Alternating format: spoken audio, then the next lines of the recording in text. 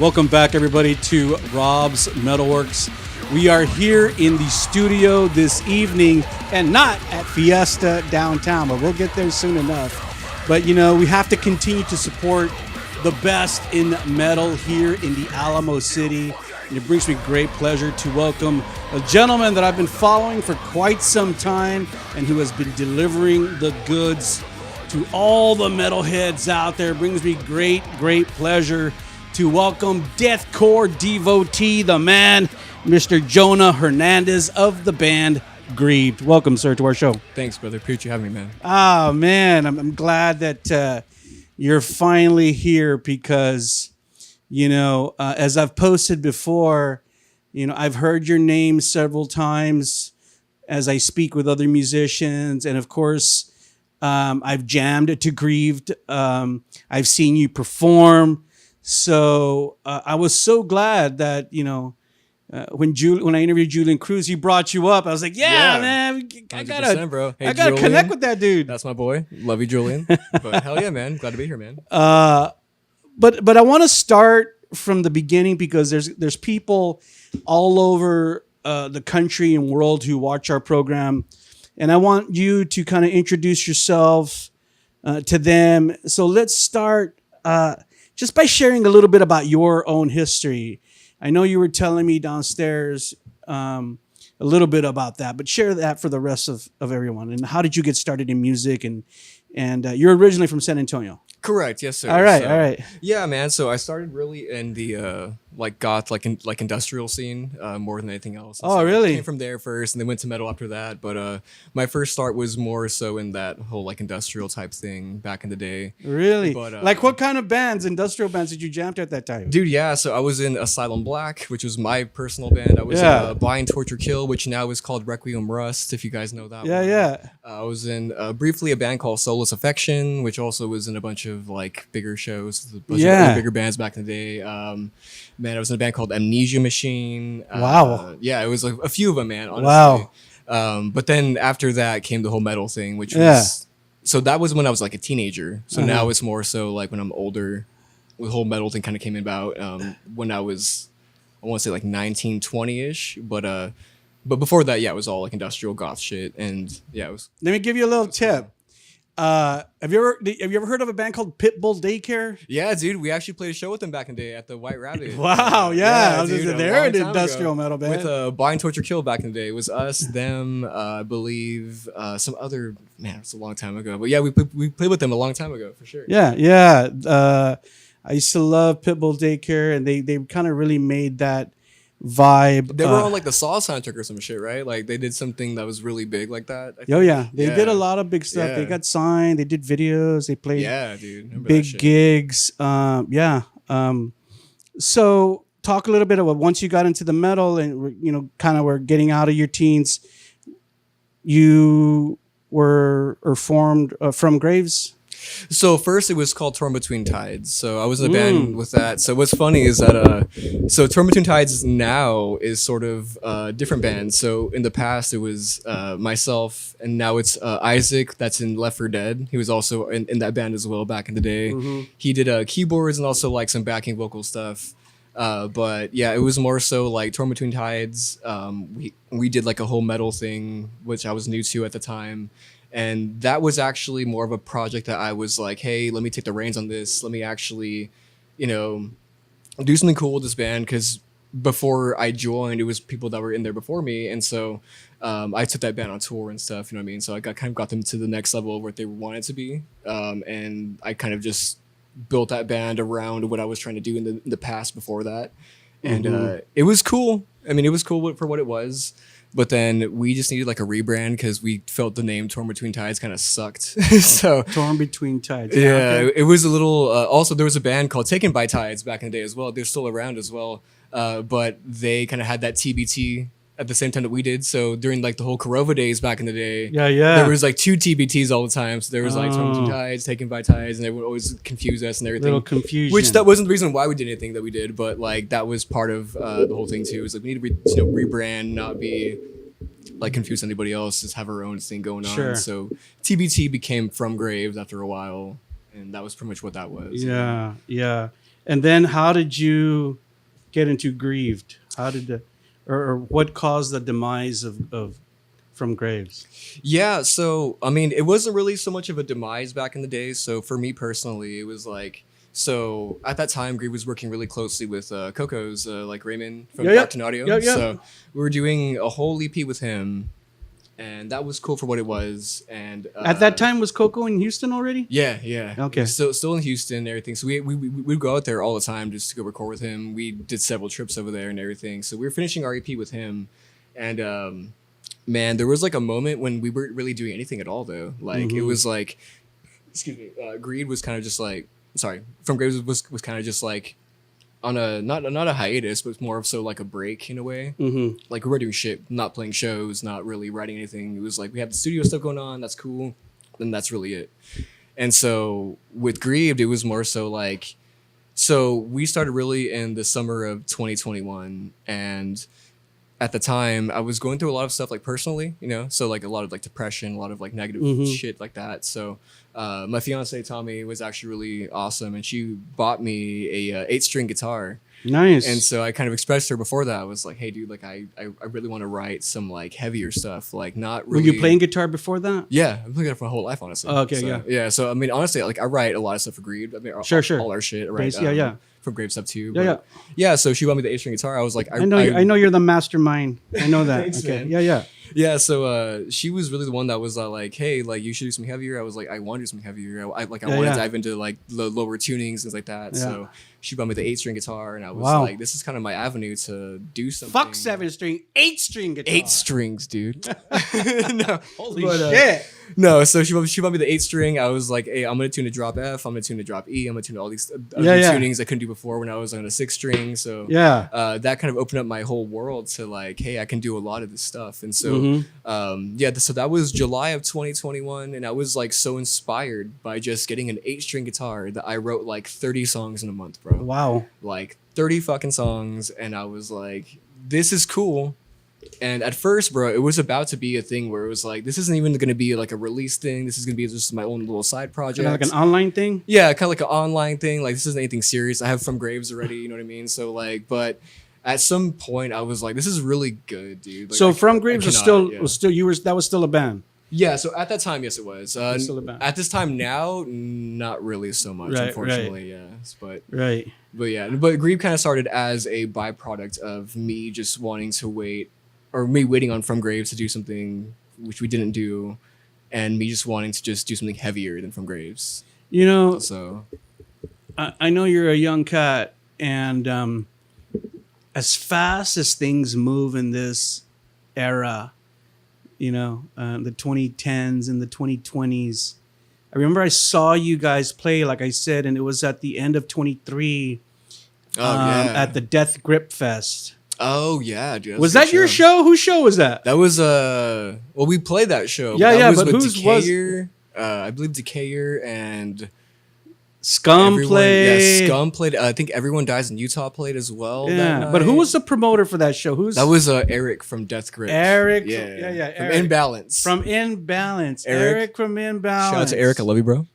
Why hasn't Eric from Imbalance ever sent me any fucking music? You should, bro. You need to. Maybe he doesn't care about Rob's. And that's okay, man. But yeah, he was gracious enough to give us some passes to go out that night. And while we didn't do any interviews, we did shoot some video. And I remember seeing you there actually. Briefly, like in passing. I kind of saw you in the crowd. Yeah. JB, my camera guy, was there, and he took a lot of photos.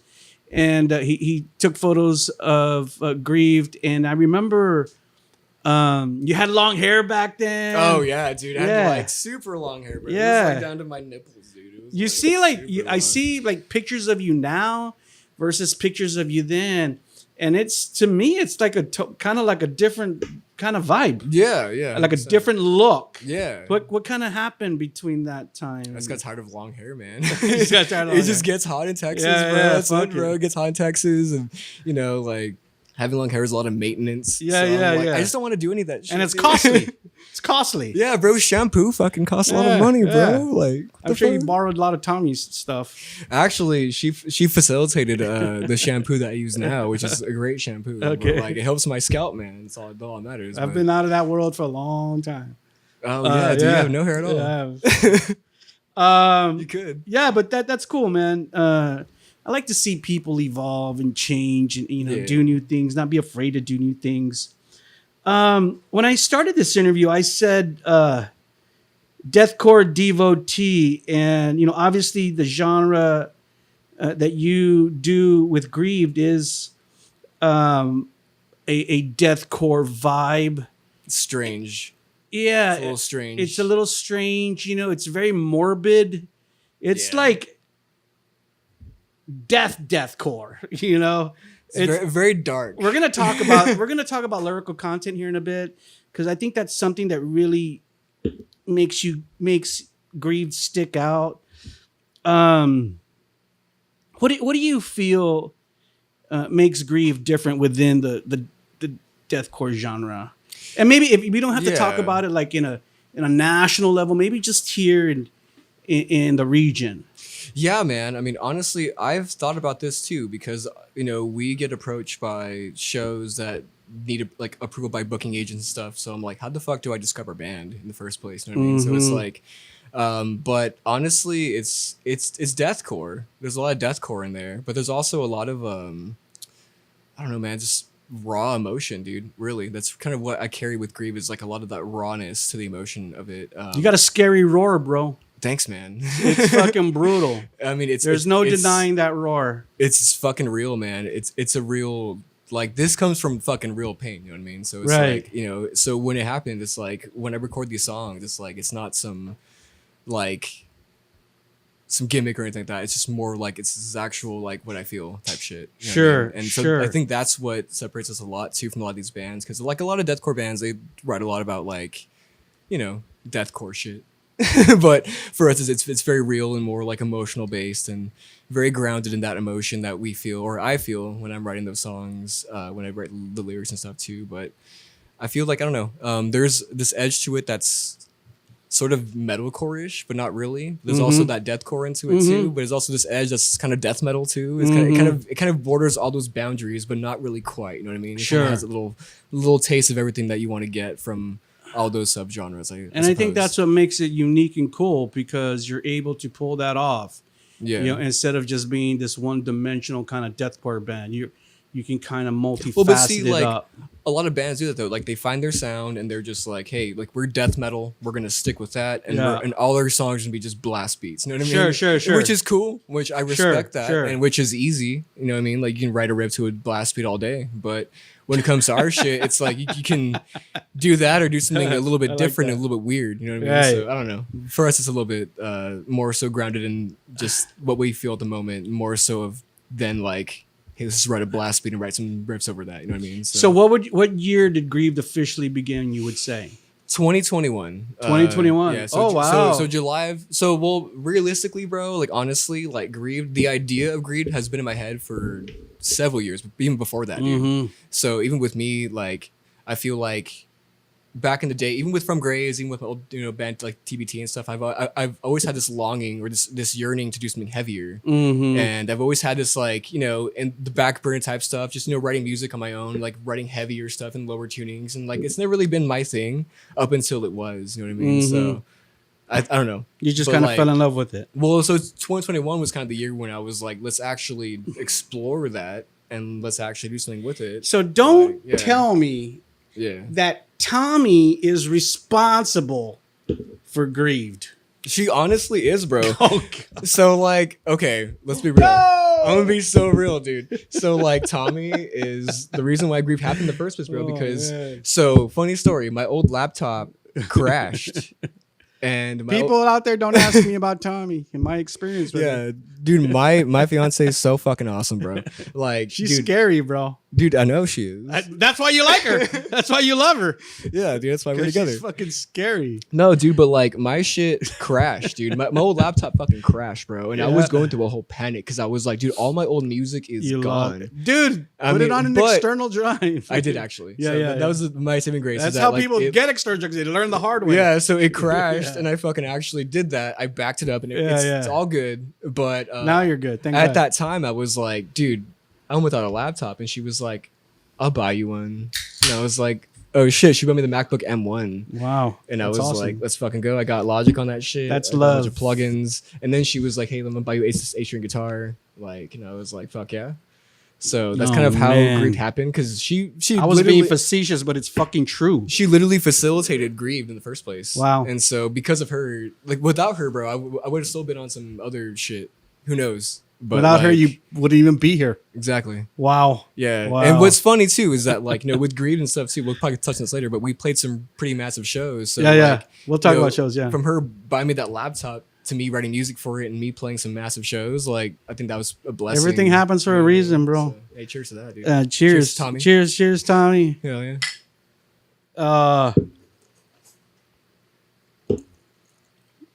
So I know that the first recording, the single that you released called Malignant, was released in 2022. Yes. I've heard that song and it sounds like, the beginnings of Grieved, and the vibe of Grieved was already there. It just wasn't as polished up as it is now. 100%. Did you self-record that? No, so with that song particularly, which is actually really cool with that song. Yeah. So we recorded the whole song with Kevin Kirsties from Backwards. And he's also in King Cold. I have no idea who that is. Well, also, Yeah. So we tracked that with Kevin. Yeah. And he was local at that time. Now he's in Los Angeles, I believe. But was he in the metal scene? Yeah, so he was in a band called Backwards and also in a band called King Cold. Okay. He's also, I believe, in another band. I forgot what the fuck it's called. Yeah. I'm sorry, Kevin, if you watch this, I'm sorry, bro. So he basically produced and recorded that, and then we sent it off to Chris from Body Snatcher. Yeah. And he mixed and mastered everything. Yeah. So that was kind of how we did the process with Malignant. Yeah. So our first song ever was with basically Body Snatcher helping us out a little bit with the mix and master. And at that time when you released Malignant, did you have other songs? And then you said our best song is Malignant. Let's release this one. Yeah, actually, yeah. So I had I want to say you said 30 songs. 30 well, at that time 45 probably. Wow. 45 songs. And actually I showed one of my friends and he was like, hey dude, like all these songs are really cool, but you should do this one. And I was drunk too, and I was like, you know what, dude, I'm gonna do that one. And that just kind of stuck with it. I don't know, I was drunk and I was like, I should just do it. So when Malignant had come out, had you guys played any shows yet? No, actually, it was until after. Yeah. So Malignant really was your introduction to the fans in the SA scene. That's how they first heard about Grieved. So speaking of Eric from Deathcore Productions, he actually booked our first show, which was at Epic Bar, and that was the Deathcore Fest a few years ago, before you went to that. Eric always finds these little obscure places, right, to have his shows. Dude, always, even now. Like on the west side. Like I remember the Death Grip Fest, the one that I went to was at the Happy Place. Yeah. I remember I told my crew, they still booked there a little bit, but also, bros, we better pack tonight because I don't know where but now the Happy Place is on the fucking. Well, now there's a homie fest at a Cold Start Dabco, which is another little hole in the wall. Yeah, but it's cool as fuck. But Eric actually booked our first show. And that was kind of just us testing the waters a little bit, kind of just like, how do people receive us in the live setting? You know what I mean? But that was all floor. You know what I mean? That was like no stage, all floor. And I'm in no way saying that playing these little dive bars is bad. I think it's cool because it gives the fans new places. You know, I was getting tired of going to Bonds for every show, or tired of going to Fitzgerald's, all the time. Funny story, bro. Like, so we played a lot of like national shows in the past few months with like bigger bands, like Traitors, Upon a Burning Body, you know, Norma Jean, all those things. And like, you know, I actually miss the fucking smaller, the underground, right? The smaller shows, dude. Like for sure. Like the big stages are awesome, obviously for obvious reasons. But I also miss the fucking those grounded shows where it's just like with people in your fucking face too. You know what I mean? I miss that the whole hardcore scene type for shit. Sure, you know what I mean? I agree with you, and I hear you. How did you feel that Malignant was received at that time in 2022? What kind of feedback were you getting? At that time, it was really positive. It was honestly rarely negative, dude. It was really mostly just positive. Malignant did really good, and I feel like that still, to this day, kind of carries our fans to our shows. Because like even when we play it live now, it's like people still sing along to it, and I'm like, that's cool. That's fucking cool. You know what I mean? Cool. So, yeah. Cool. Yeah, man, that's cool because I think once you make an impression, and there's so many people who just love heavy shit, you know? Yeah, dude. Well, especially in San Antonio, man. Like this scene has grown so much in the past like few years alone that like after COVID, bro, like even that has, I feel like it's drawn people more to the shows because it's like we can't go out during COVID, whatever. And after that shit, it's like, dude, now we can go out. Like, I feel like the shows are more packed now than before, than like 2019 and shit before. Like we're gonna talk about the SA scene later on in this interview. Yeah, I got you. Man. But I mean, we've definitely seen some evolution. Yeah, you know, a lot of people coming in, dude. Were you ever? Like I said earlier, you're like a young cat, but were you ever able to go to the White Rabbit? Yeah, dude. When I was a teenager, how old were you back then? Like 13, 14? 15? Yeah. I was a young kid, man. I saw a bunch of bands back in the day, like House by the Ditch. That's cool, man. Like Hey No My, like all those old school bands, man. Like, yeah, I was there. Back when Justin Cruz was still in bands. Back when I think so. Back when the bathroom was like scary to go to. Oh God. Yeah, I remember it was kind of in the back by the back entrance. There was always that joke. It's like the rabbit bathroom. Remember that old man that used to work in the back door? Oh, bro, he passed away. Yeah, he passed away. Yeah. Hey, cheers to him, bro. Yeah, he passed away. Yeah. Yeah, no, it's cheers to. Well, I don't even know his fucking name. I don't even know his fucking name. He was a cool motherfucker, man. Okay, let's proceed. And like I said, bands are, especially now, you know, in this era, like I said, are working all the time and always kind of putting stuff out and staying fucking, you know, busy and relevant.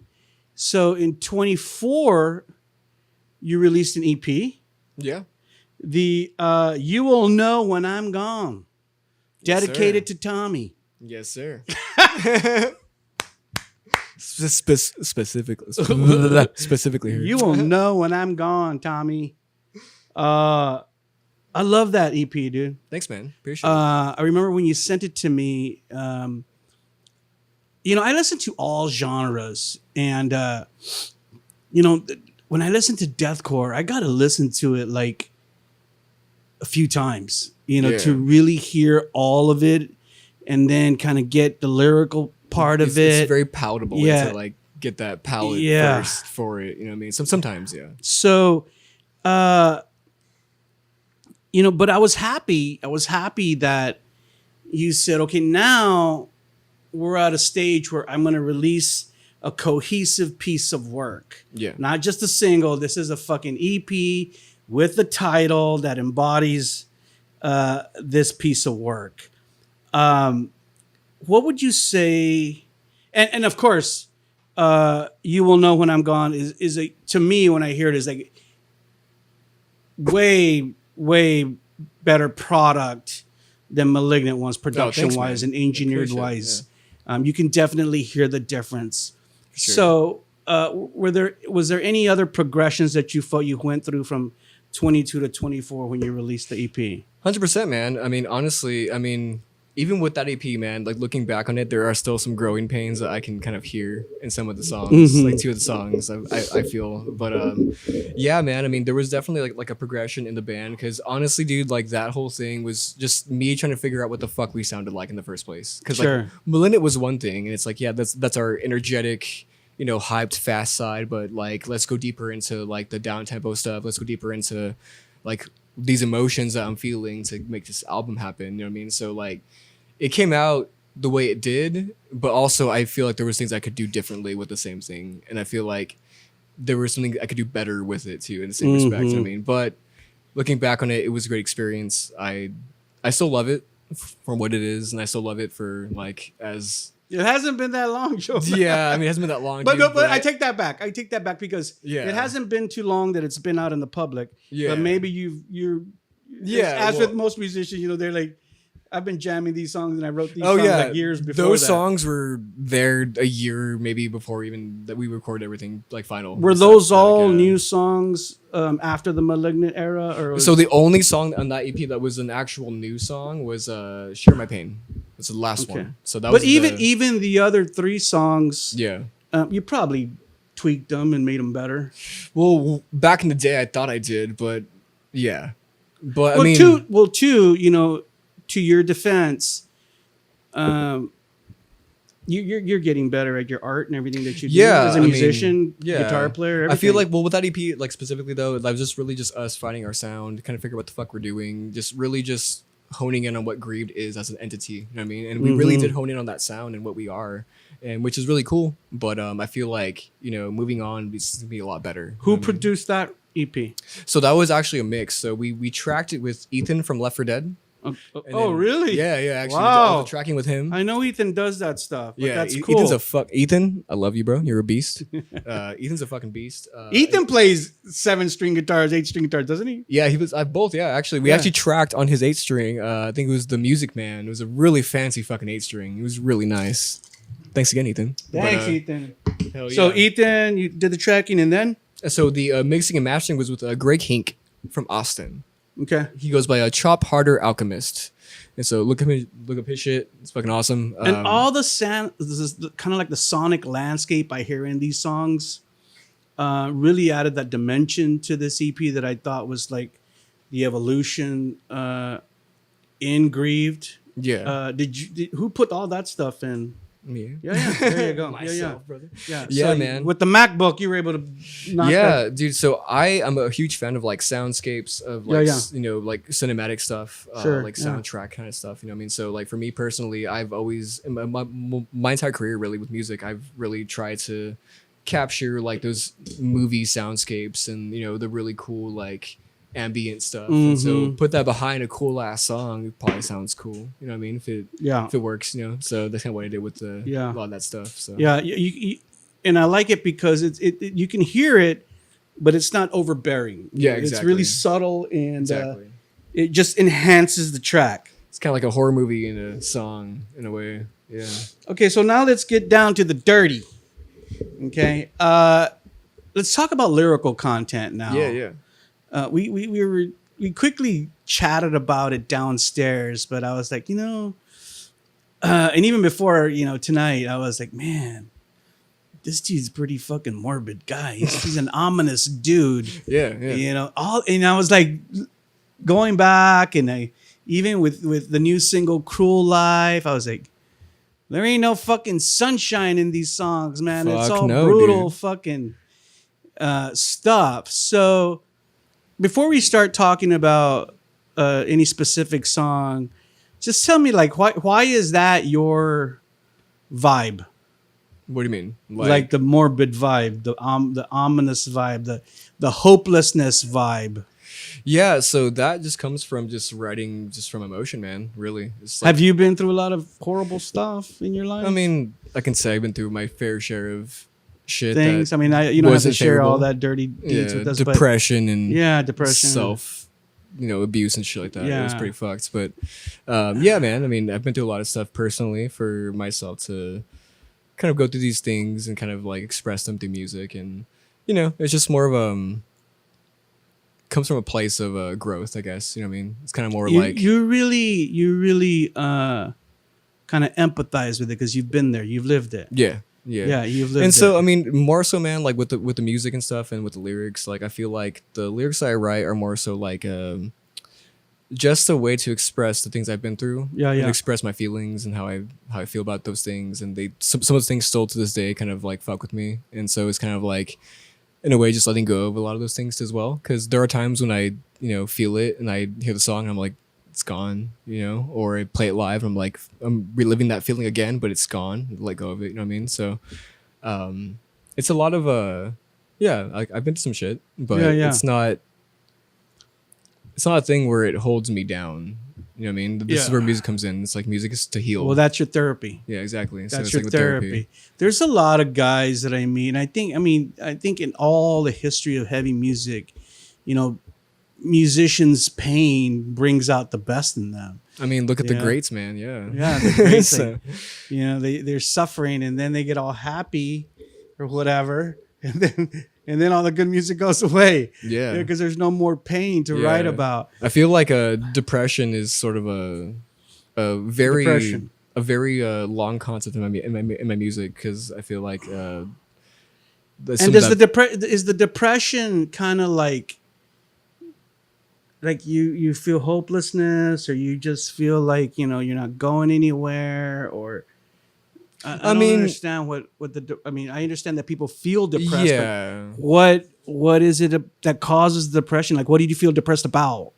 I mean, really, man, it's just like you can't really put a pinpoint on it. Yeah, yeah. Really, it's more just like a feeling that you have. Yeah, it's yeah. it could be like a brain chemical. Does disorder, that manifest you know what I mean? does that manifest itself physically too? Like, you don't want to get out of bed, or you Yeah, just dude, 100%. feel lazy? Yeah, 100%. Like I've been through all of it, man. Like, Yeah, yeah. I mean, I used to go through a lot of shit in the past when I was like younger. Yeah. And like, yeah, there's times I'd want to get out of bed. Times Yeah, I yeah. wanted to fucking just like rot in bed and just not do anything at all. But those times Yeah. I wanted to just be like, you know what, dude, fuck this shit, and I'm gonna do something about it. Like, Yeah. I'm not gonna just lay in this and just let it become me. I'm gonna just do something about it to make it great. And that's when music comes in. Yeah. So I'm like, hey man, like I could either rot in this depression and make something really terrible for myself, or I can just literally create something amazing Sure. and create a song or something, and Trust me, make I that into feel a you, reality. You know what I mean? But it's more so just like, hey, like positive negatives, right? All in all of life. If you want to stay in the negative, you're gonna stay in the negative. If you want to stay in the positive, but it's a balance of both of those.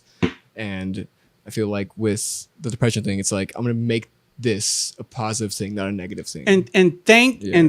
the universal power that you have that kind of approach, because we were talking downstairs about your colleague in the metal scene who passed away. Wasn't Joshua? What was his name?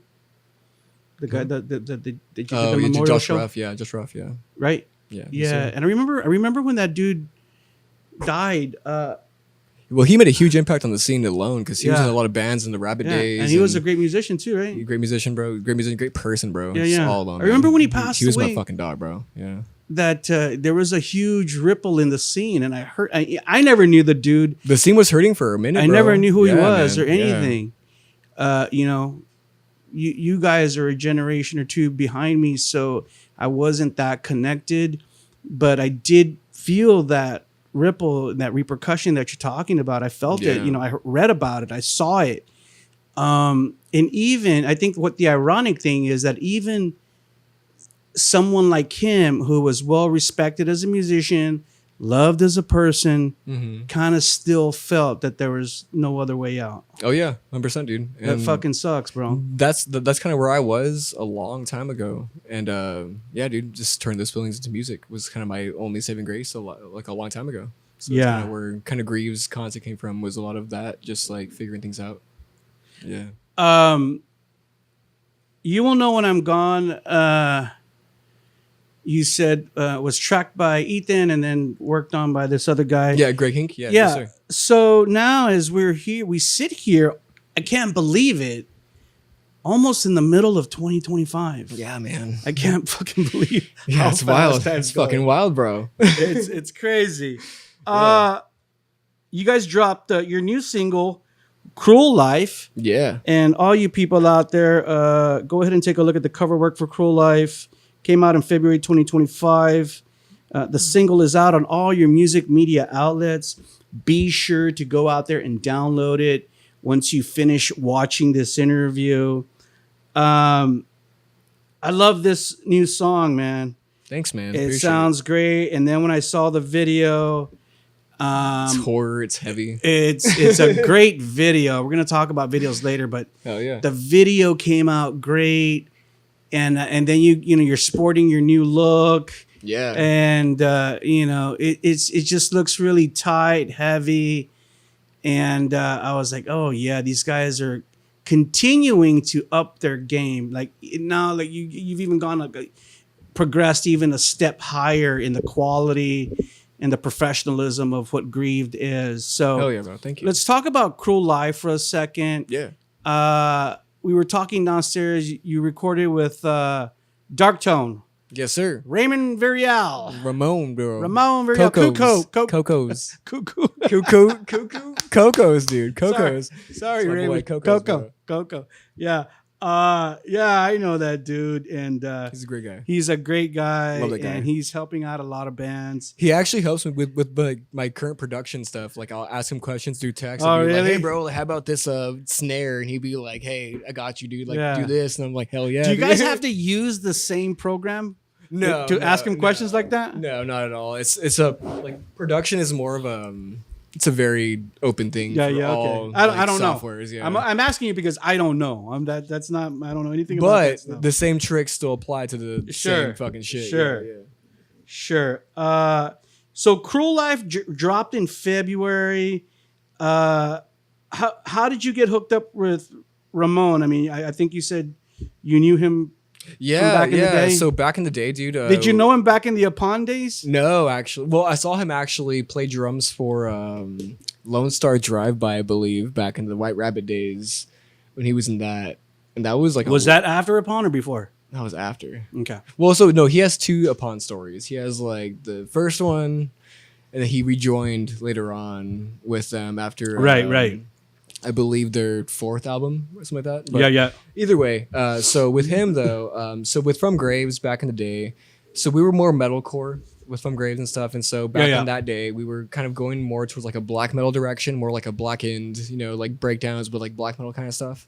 And so I was, like shopping around producers and everything with like Texas, because there's a bunch of producers here that are super talented. Right. And so with Ramon though, specifically, I was like, dude, like, or Raymond, not Ramon, but so like with him, so he has a band called Oh the Depths, and they were super black metal, deathcore type stuff, breakdowns, some super black metal riffs and stuff. You know what I mean? So super Demon Burger type stuff. And I was like, dude, I want to do that.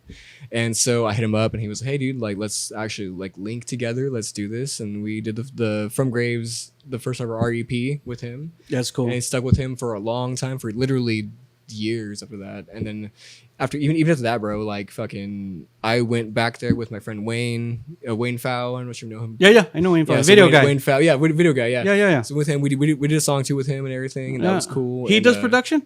I mean, audio production too? Wayne Fow, yeah, he does too. Oh, I thought he just did video shit. Yeah, no, he does everything, dude. Oh, Wayne does okay. everything. All but right. yeah, so me and Wayne had a band called Devoider back in the day. And what did Wayne do? Guitar. Oh, and okay. also kind of vocals too, but like, so we went to like Coco's to go record that stuff too, and Coco's was also writing with us with that project, and they really haven't with that shit, but like, Right. But either way, like, it was cool because like, all these years I'm working with them for fucking literally since like 2021. Sure. Maybe I think it was 2021. Sure. Yeah. But yeah, man, I mean, really just hanging out with him for all these years. And you were telling me you did have to go to Houston to record. Yeah, we did. Yeah. Actually, so this single "Cruel Life" was actually the first song that Grieved did that was like actual live drum tracks. Oh, which is really really? cool too, with like Coco's and everything. So he actually facilitated that as well, and that was really cool. Wow. Because it's so easy to kind of just digitize the drums. Yeah, now. dude, a lot of people do that. Yeah, 100%. Yeah. all the time, dude. But yeah, we did like live. So your drummer went down there yeah, to Houston. Yeah, all of us, dude. You could have easily just said, "Oh, dude, we're just gonna digitize your drums." You could have easily done that. Dude, even the bass, too. The bass is all live. Yeah. The bass is all live bass. Why did you decide to do that? Just need to be natural. Yeah. I don't know. I feel like it was that song to be natural with. You know what I mean? I feel like it was a good move. Yeah. Yeah. Can you talk a little bit about the lyrical content of Cruel Life? Yeah, dude. Really, honestly, it's about like a lot of hatred. Yeah. There's a lot of hate towards certain people, I want to say. And there's a lot of people who feel like that, and then they go out and shoot people. Yeah, no, it's Isn't there a lot of nothing like that, but like definitely not the kindest words to say to somebody. You know what I mean? That's kind of what it really was. It's like, if I can say some shit to somebody, I'm just gonna be the song. Right. Yeah. Right. All right. So as I just mentioned, we're here in May. That song dropped in Feb. Any new music in the works? Yes, Anything sir. else forthcoming? Dude, we have a lot actually. Yeah. So much actually. We have possibly 2 EPs this year. Wow, that'd be great. Yeah, it's way different, dude. Way different than what we've done Right. before. Our new stuff is a lot heavier. It's also very different. Heavier. Yeah, heavier, dude. Way Holy heavier, shit. But also very different though, dude. Like, Okay. there's a lot of it that's different. We're kind of expanding to new territories that we haven't really done before. As far as like, just softer shit too. Even that, like, we're kind of doing more like the Marilyn Manson kind of softer kind of shit too, but also keeping it heavier. Like we're drop tuning more to our like lower tunings. Where I don't know, bro. It's really brutal. Yeah. I have to show you to So, really understand. Yeah. Are these songs already recorded or? They're in the pre-production like demo phases right now. Okay, cool. We're just kind of working on them. There's 1 or 2 that are like pretty final, dude. I want to say, and those 2 are be really like new to everybody else that we released it to. Like, Will you release them as singles initially? Yeah. It's kind of the goal right now. So when do you Singles. think that next single will be out? We're aiming towards hopefully midsummer. If Okay. not, like September. That's like around the corner. Yeah, like That's around yeah. the corner. But with that as well, man. I mean, as you know, there's a lot of bands that do like video content and stuff too to like remain relevant to the scene Sure, these for sure. days. So we have to do a lot of that too. But we have some really cool video content stuff in the works Ideas, too. huh? Like Yeah. some really fucked up stuff that no one ever really expected. We're gonna talk about videos coming up next. Well, that's great, man. I'm glad, and you kind of already answered my next question. And I was gonna be like, what is the marketing strategy for the record? Because bands will release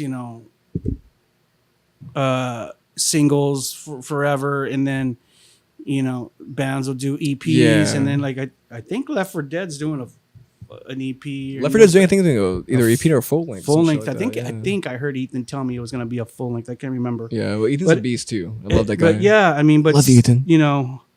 So if you guys drop a couple of EPs this year, that'll be great, man. Yeah, man. I think that'll be great. We're aiming towards that, but I mean, it may or may not be that way. It depends on how Sure, it works out. sure. But yeah, dude, it's definitely different, dude. It's really different Cool. from what we're doing before. Well, send me some stuff, brother. Send me some Yeah, stuff man, so I fucking can for sure. continue to talk about Grieved on our program. And of course, if you ever send me anything, it's just for me. Oh fuck yeah, dude! It's always gonna be just for you, bro. just for me. Just for Rob, bro. Just for me.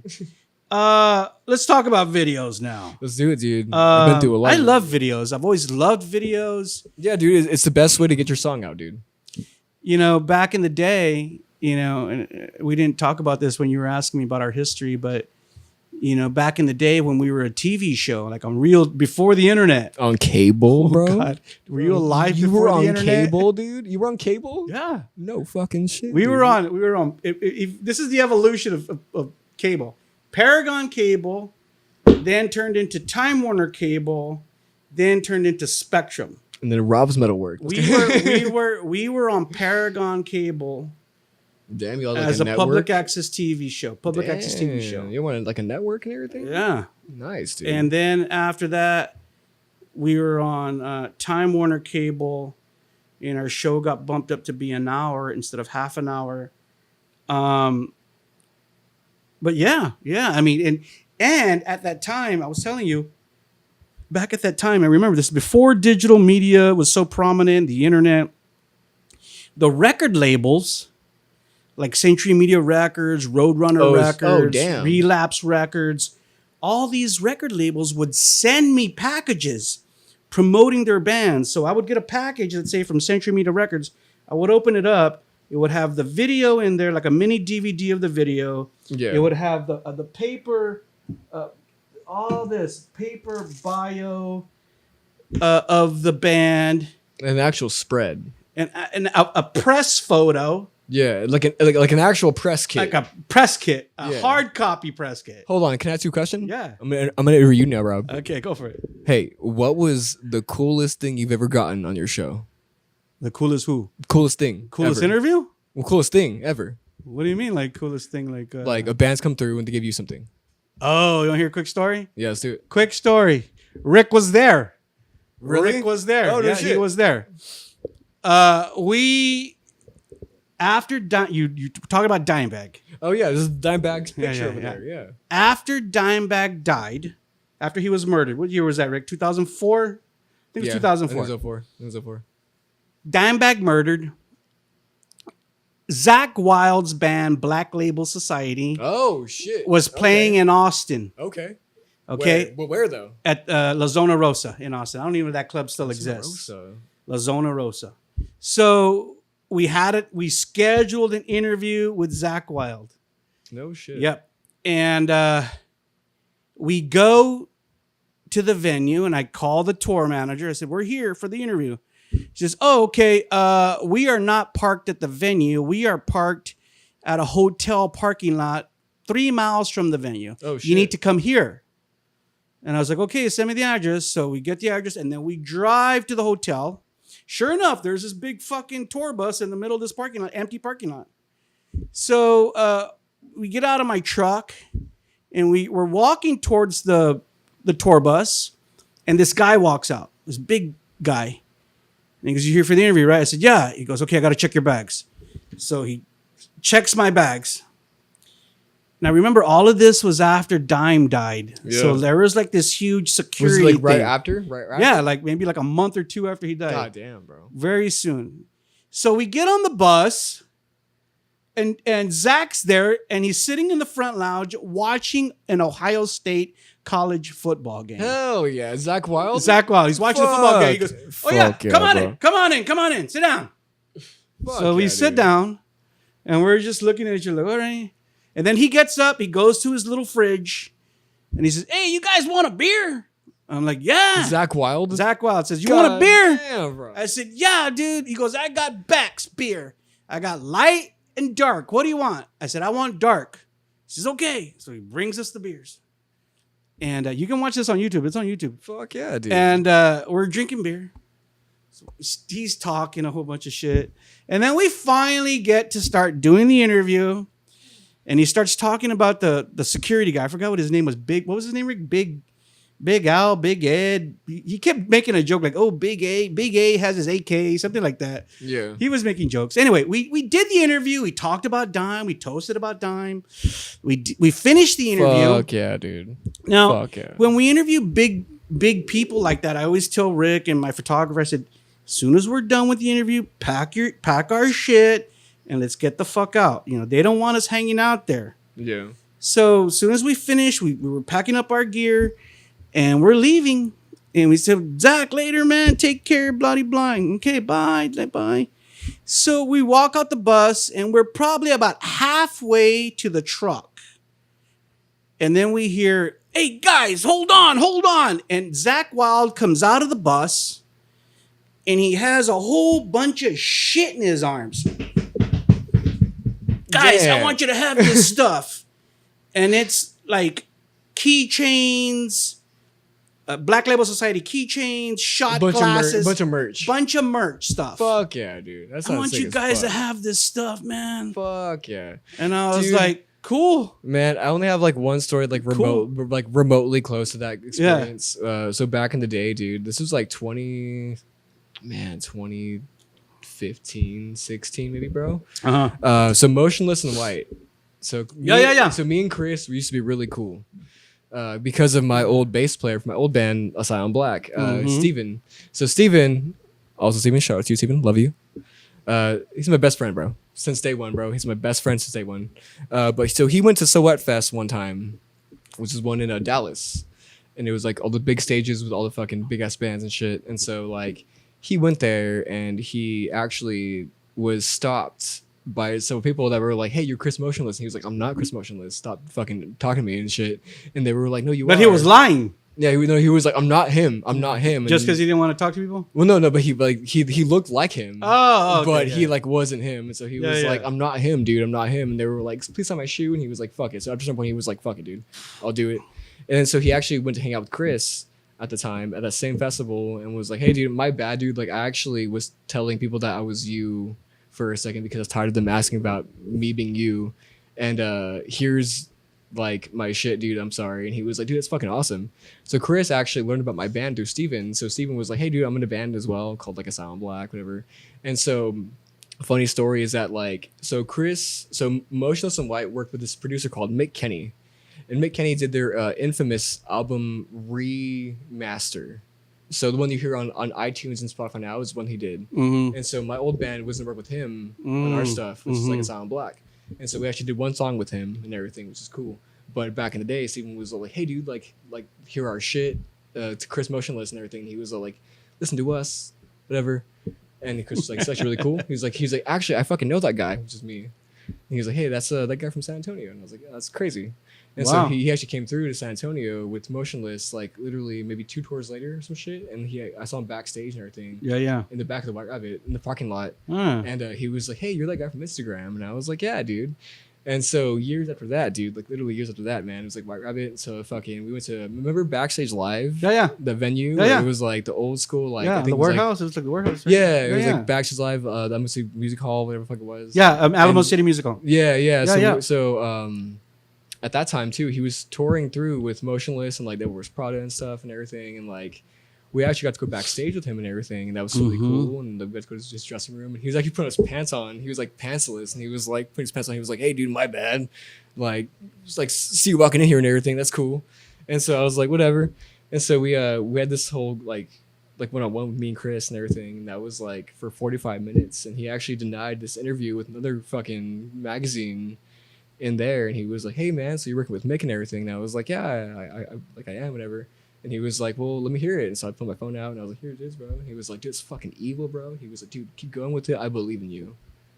So him saying that he believes in me, I was like, "Dude, like that means a lot from you, from Chris Motionless, man." So I was like, that's a cool moment in my life where I was like, "Damn, dude, like." Did he have the makeup on or no? Yeah, no, he did. Yeah, everything. He did have it on. Yeah, he's off stage. You probably wouldn't. You probably wouldn't recognize him without it. Maybe, I don't know. No, he looks the same without it. Oh, okay. But I mean, with that, like, you know what I mean? I don't know. It was a cool moment, man. It was fucking awesome. You told me a little while ago. You said videos are important, very important. Yeah. 100%. Yeah. Why do you think they're important? Well, because it's like visual stuff, man. Like you have to put your visuals out there before you do anything, bro. Because people are visual. You know what I mean? Like there's like music, of course, as well. Yeah, awesome. But like, if there's nothing visual behind it, people are not going to gravitate towards it unless there's something they can look at. It helps them to connect with it. Exactly. Too, right? 100%. Yeah. And that's part of it too, man. It's like, you know, the visuals go with like the music. What I feel. I mean, there's bands that don't do that, but like we do that. Sure. For sure. Sure. Yeah. You want to hear another quick little story on that? Let's do it. When I interviewed, this was like in early 2000, when this record came out. Trivia, I interviewed Matt Heafy in Austin. Oh, fuck. When this record came out, In In Waves came out. And I remember one of the questions I had for him was I talked to him about the visual and the art. And he said, this is our first record that we also not only worked on the music, but we worked on encompassing a total artistic vision for this record. The whole thing, everything. The whole music thing. and art and everything. Yeah, right. Exactly. Yeah, exactly. That's what he said about In Waves. Yeah. Yeah, dude. Yeah. You like doing videos? Of course, dude. Yeah. They're cool. They're fun, dude. I mean, I helped direct this last one, which is really cool. Okay. Yeah, so that was cool. It's more so just like, man, like putting the music into a physical form. You know what I mean? Like this song feels like it would be like this, like a horror movie. Yeah. Let's do it like a horror movie. You know what I mean? Like that's kind of how I feel it. Oh yeah, they had the blood on the walls and shit. Yeah, dude. We actually filmed that in our guitarist's fucking house. He has like a room. Really? There's a room that he wasn't gonna even like fuck with, and he was like gonna remodel, and he was like, just fuck it up, dude. And we were like, because they're gonna remodel anyway. Yeah, he was like, yeah, that's cool. And I was like, okay, let's go, dude. So let me hit you in the head with that shovel. Yeah, It'll dude. be okay. Don't do it, bro. Yeah, it's a great video. It has like this really cool like vibe to it too, like this rustic like oldie vibe to it. Yeah, so my inspiration was like old school Marilyn Manson stuff. Yeah. Like old school Marilyn like Manson, Antichrist Superstar, like Hollywood era type videos. Like when he was like that super like weird sort of like out of focus type shots and stuff. You know what I mean? Like that was what I was going for with Cool Life. Yeah. So it's more so like an old school Marilyn Manson type video. Yeah. Sure. So everybody be sure to look for the video. It is out there right now. It's been out for a while. How do you guys distributed the video through Through BVTV. Yeah, BVTV. Oh, sorry. It was a BG, yeah. Yeah, the other one, the Yeah. SBG was through Slam, Yeah, Slam, yeah. but this one was through BBTV, yeah. BVTV. Yeah. That was a good one. That's man. cool, man. So that helps you guys get a lot of exposure. Yeah, I mean, and if you're gonna put in work, that type of quality work into a video, you definitely have to leverage everything you can. yeah, to get it 100%, out man. there. Because I mean, you need people to watch it. You know what I mean? Like, Yeah. you're putting a lot of work into it. Like, make sure it's gonna be watched by Yeah. people. And Yeah. right now we're at 28,000 views in, so it's pretty cool. Great, man. That's Yeah. great. Hell yeah, dude. So many people are learning about your band, and all our people out there all over the world who watch our show are going to be able to learn about Grieved. So that's yeah, great, man. Appreciate it, man. Hell Let's yeah. talk about let's get a little gritty, and let's talk about the San Antonio metal scene. Let's do it, bro. I've been around long enough to see a lot of changes. Changes like with venues and promoters, People just in general. Yeah. bands. Mm-hmm. And I'll be frank in saying, I go out to shows, but I'm not going out to as many shows as I was when I was like in my 30s.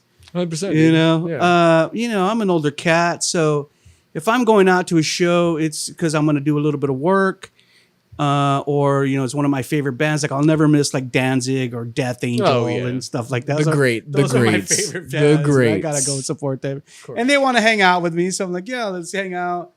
But how do you feel?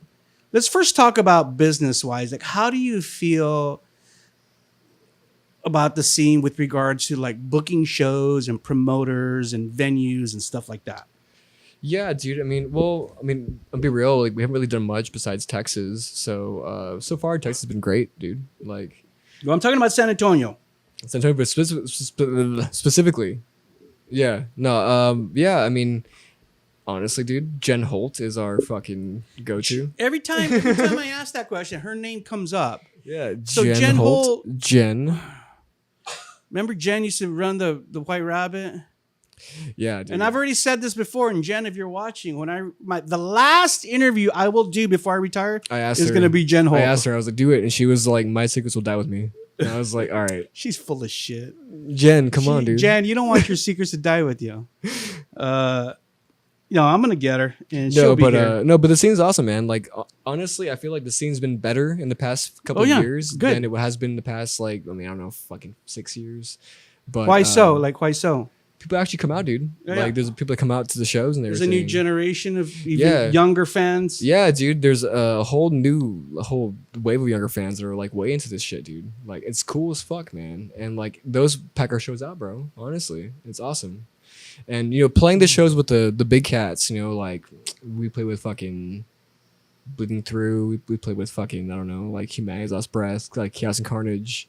We did last year Chaos Carnage and everything, and like that was cool. But like, yeah, it's like these younger kids are coming in and they're like looking for newer bands, and it's like, we're one of those, hopefully. But yeah, dude, like they love the newer bands. Like, and we don't really think about how that's happening. Like, how are these younger kids, dude? Fucking TikTok, bro. TikTok, Instagram. But yet, like, even if they're on TikTok or if they're looking for something on YouTube, they already have to be interested in heavy music. Exactly. Well, how do they get interested in heavy music? That, or they have somebody that knows who they are and that I likes that shit too. You know what I mean? Like, that's older also brothers and sisters and that's how I came out, dude. Like, bro, like with me personally, it's like my older sister was like into metal and shit before I was into and metal. that's why you got into it. Yeah, exactly. Yeah, that's what I'm talking. That's what I was getting at. I'm saying. It's like same shit. All these kids are into metal, got exposed to metal as young kids, like really young kids, like 10 years old, 7 years old. 7, bro. And now they're teenagers and they're able to go out to shows and they're what's funny, bro, is that the first song I learned about metal was My Plague by Slipknot, because it was in the fucking Resident Evil soundtrack. Wow. When I was a kid. So when I was a kid, I watched it with my dad, and I was like, hey, dude, like, this is a great song. Like, who is this? And he was like, I don't know, ask your sister. Mm-hmm. And that's my older sister Jade, and she was like, oh, that's Slipknot, dude. And I was like, hell yeah. Hey, do you want to hear fucking Cold Chamber? Do you want to hear fucking this? Limp Bizkit? Do you want to hear fucking like Cradle of Filth? Like all these things, you know what I mean? So like back in the day, it was kind of like that. You ever done a show or gone to a show at Fitzgerald's? Oh, always, dude. Yeah. Yeah. I've been there. I love Fitzgerald's. I've played there. I've been there. Yeah. Dude. I just always feel like, a lot of the South Side metal fans, they're not gonna drive up that far. Yeah. I don't know. Oh, well, I feel like that's more like Vibes Event Center, like Rock Box type stuff too. Yeah. Well, they're more central, Yeah, they're central in the downtown area. Yeah. That's where we go. accessible to everybody. That's where we play usually. Yeah. Yeah, that's kind of where we're at. Have you heard about? Is Bonds gonna open a new place? I have no idea, bro. I've talked to be real, bro. I've talked to a lot of venues that are supposed to open that never do. Yeah. You just hear a bunch of those. A lot of those, dude. But personally, no. I think Bonds is gonna stay. I could think a condo renovation. What they're gonna do? Yeah, but they're that location's done. Well, but I'm saying they might open, or they're gonna open somewhere else under the Bonds. name. I would hope so, but I can't say for sure. I had heard a rumor that they were going to open somewhere on the west side. If there's some real estate available, then I say do it, bro. But if there's not, then like don't fucking. The thing about take the chance, Bonds man. is that it already has its following. They already have their culture, and I think that's. But I feel that culture still is grounded in downtown San Antonio. Yeah. I think they should stay in downtown to do something else. It's just, I don't think they can afford it. I know, bro. It's so expensive, dude. Let's be real. Taxes for renting properties, fucking even just renting anything real estate wise is really messed up. Out of control. Yeah, it's crazy, bro. It's crazy. Venues are really hurting right now. Honestly. We can only hope for the best, and if not, then we have these small, obscure places that we can go to. And honestly, bro, like those are the coolest places sometimes, man, because those have the coolest bands. Like the best, like hardcore shows are the ones with the little hole in the wall. I remember, dude, Left 4 Dead. They played the Grip Fest. Oh yeah, and they played inside, not outside. Oh yeah, Left 4 Dead fucking crushed it in that. That's my boy. Isaac. It was like about as big as this fucking room. Dude, they're on tour right now. They're on tour right now. I remember my different state right now. Hey, shout out Left 4 Dead, bro. My camera guy, JB, they were like throwing down so hard in that room, like he's taking photos. Somebody knocked the fucking camera out of his hand. Oh, no shit. Yeah, and he was like freaking out trying to find it. And then somebody picked it up and they knew JB was part of my crew. They brought it to me. JB's over there like freaking out, gonna beat this guy up. God damn, and I was like, bro. JB, I got your camera. It's over here. Yeah, dude. Crazy. Dude, cheers to fucking that shit, bro. Cheers to underground old school shows. Okay, what about the brotherhood in the scene, like bands to bands? Bro, don't get me started, bro. All my friends, all my closest and best friends are from all the bands here. Like Left 4 Dead, Dogma, Left 4 Dead, like all of them, bro. Like those are my fucking boys, man. I feel like honestly, part of what I love about being in a band is the brotherhood aspect of it, man. Yeah. I feel like there is so much love and nurturing within friends in this scene, and there's so much like it's almost like the old days, bro, with the rabbit. People have each other's backs and shit. Right. You know what I mean, like it's kind of like that shit again, bro. And like it's so cool to have all my friends be in bands and succeed in their own right. You know what I mean? That's fucking awesome. So I feel like all of us together as a scene are always rooting for each other, bro. And I feel like that's the new cadence of this new scene. That's good. Of what we're at right now with the metal scene in San Antonio. That's great. I like to hear that because, I think done are the days of, Dude, competing and hating each other. Fuck the elitist shit. Fuck the gatekeeping bullshit, bro. Yeah. We're all in here. We love heavy music. We love doing what we do. We love moshing. We love it all. So believe it or not, it's like that in other scenes. I know. Oh, dude, I've been to different states and shit, bro. People are fucking weird, bro. People are insane as far as how they will go to lengths to gatekeep different things. It's wild. Yeah. But regardless, bro, like the love for what you do surpasses all that shit. That's why, dude. I was talking. I don't know who else. A couple of weeks ago, we were talking about Houston and Dallas, and I'm not fond of those scenes because it's like that. Dude, honestly, I played in Houston a million times. The scene that was there has been really welcoming to us, but then Dallas has been one scene I've really tapped into yet with Grieved. But in the past, my old bands, it's been very they play like trees in Dallas. Yeah. You know Trees, what I mean? Like yeah. so trees is cool. But yeah, like a lot of like old dad rockers, you know what I mean, like giving a shit. So I'm like, man, it's back in the day though. Yeah. It's years ago. Yeah. Could be different now. You know what I mean? Yeah. I haven't been there in a long time. But I just think, you know, when you talk about markets like Dallas and Houston that are enormous markets, a lot of that sense of brotherhood or sense of vision for the music scene kind of gets lost and all yeah. that. But honestly, bro, it's just love for your fucking boys, man. Yeah. Just love for your peers and love for your people that you're around all the time. Like, dude, all the bands I mentioned, like Left 4 Dead and the Dogma, and shit, like, they're all around me all the time, man. So it's like, I have love for all of them all the time because they're my boys. Like, regardless. Cool. Yeah. As we get to the end of this interview, Jonah, just a couple more things. One, you were telling me downstairs about that you have a new project that you're working on, and you're like, Rob, Yes, I don't sir. know if this is going to turn into something, you know, real, or is just going to be a recording thing. So elaborate on that. Yeah, man. And you shared the name with me. Yeah. And the name slips my mind, but tell me again. Well, I'm gonna share the music with you as well, but Okay. the actual band is called Philosophy of a Knife. Philosophy of a Knife. Yeah, dude, it's some classic deathcore, like old school MySpace, like Suicide Silence, Carnifex, old school, like White Rabbit shit too. Suicide Silence with Mitch.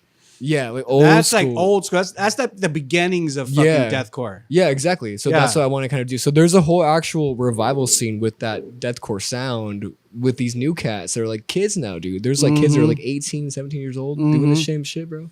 But like regardless, dude, like this new band is kind of like in that same sound.